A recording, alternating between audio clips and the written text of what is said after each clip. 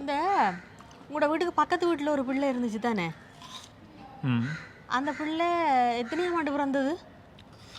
1985 7ஆம் மாதம் 4ஆம் தேதி. அந்த உங்களோட வீட்டுக்கு பின் வீட்டில் ஒரு அக்கா இருந்தா தானே? அவக்கு எப்போ கல்யாணம் நடந்தது? 9ஆம் மாதம் போன வருஷம் 17ஆம் தேதி.